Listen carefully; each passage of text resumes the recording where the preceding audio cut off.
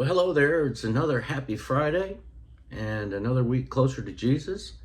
And last week, if you recall, or if you listened in, I talked about what are the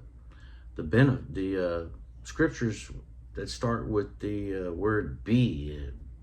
And today I want to go over, what are basically the benefits of these scriptures. Like, for instance, we'll review. We mentioned it was be still, be not afraid, be not wise in your own eyes, be diligent, don't be not conformed to this world, be strong and courageous, be merciful, be perfect, wholehearted. So these are all scriptures that start with the word be. I put down on paper so I follow through correctly. So here we go. The benefits of living in the be commands. First one, be still. Psalms 46:10. When a person teams or learns to be still,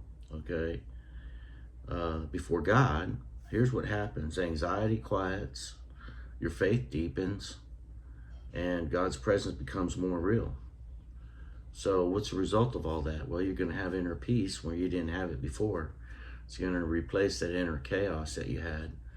So in being not afraid, in Proverbs 3:25, benefit we get from that is freedom from fear and panic. Don't be a pananicer or panatic, whatever, a panatic. Choose trust over fear. Stabilizes emotions during a crisis. That also strengthens confidence in God, and it prevents rash decisions. Gives you courage and a calmness in uncertain times. So don't be afraid. Proverbs 3:25. Don't be wise in your own eyes. Proverbs 3:7. The benefit of that, you're going to get true wisdom and spiritual protection. Humility before God invites divine guidance and guards against pride and error. It leads to better decisions. And as a result, God's wisdom replaces human limitation. God is all-knowing. He's omniscient. So if we are wondering what to do next, or what the answers are to the questions that we have, we can see if we can find them in God's Word, the Bible, and pray and ask God to show us the answers. Another one is to be diligent. That's Proverbs 27:23. The benefit of that is faithfulness and fruitfulness. And that's going to build stability in our lives and also give us a stronger faith. It's going to prevent neglect and spiritual drift. It'll honor God with responsibility.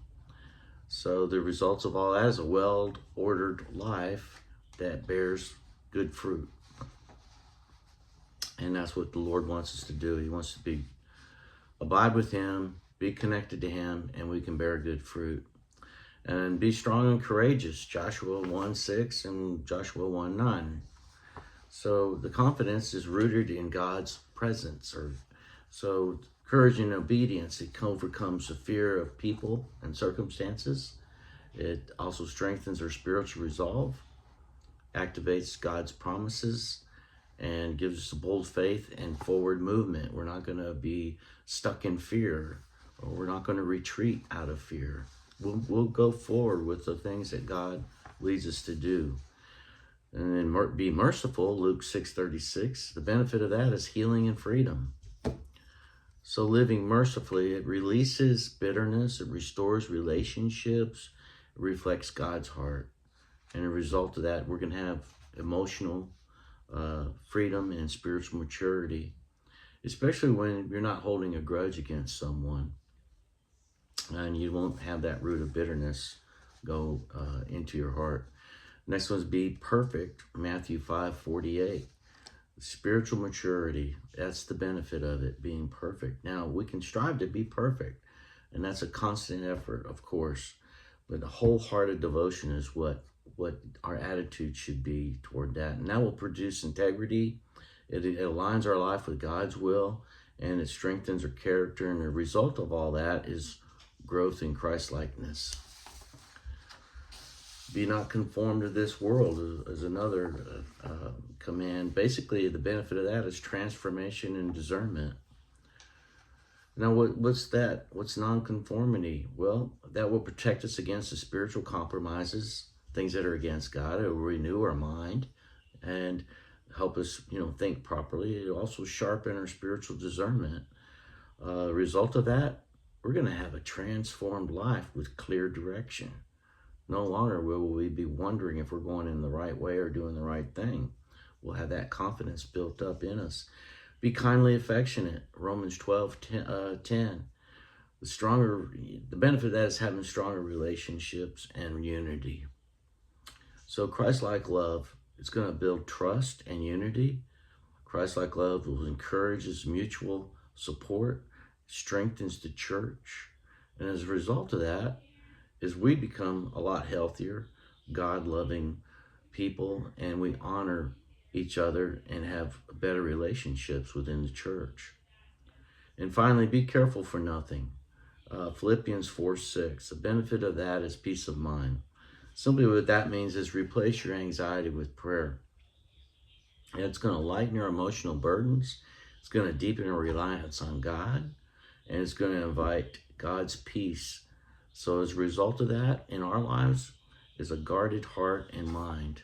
Then, of course, folks, I know I could go on and be sober, be vigilant.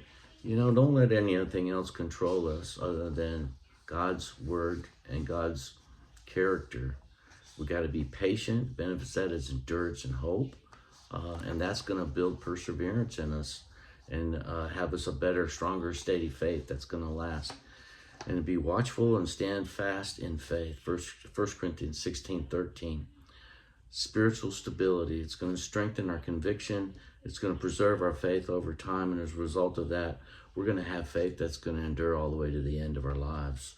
Overall benefit, when a believer lives out the B commands, identity is shaped before behavior. Character is formed before calling. Peace replaces fear. And faith replaces uncertainty. Folks, I hope you have time to listen to this and meditate on it and look up those scriptures and find out more of what God speaks to you and opens up his word to you. So have a great day and a better weekend, and I hope to see you next week. God bless.